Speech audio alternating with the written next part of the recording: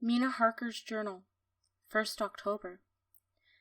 It is strange to me to be kept in the dark as I am today, after Jonathan's full confidence for so many years, to see him manifestly avoid certain matters, and those, the most vital of all. This morning, I slept late after the fatigues of yesterday, and though Jonathan was late too, he was the earlier.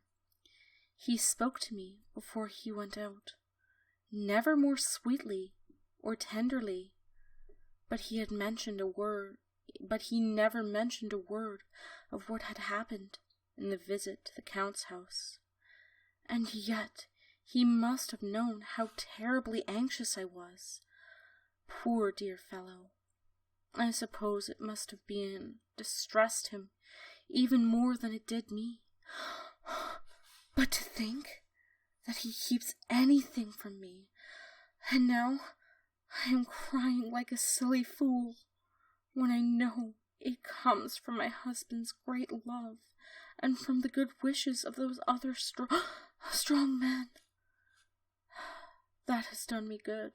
Well, some day Jonathan will tell me all, and lest it should ever be that he should think for a moment that I keep anything from him.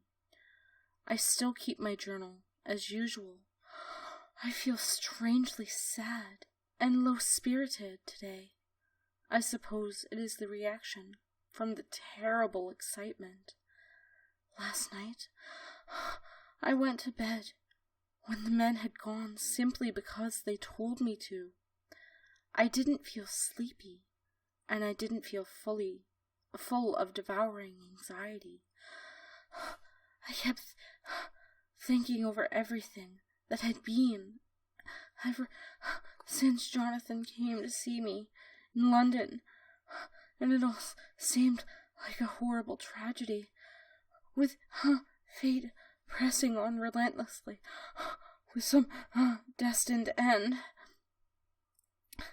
If I hadn't gone to Whitby, perhaps poor dear Lucy would still be with us now.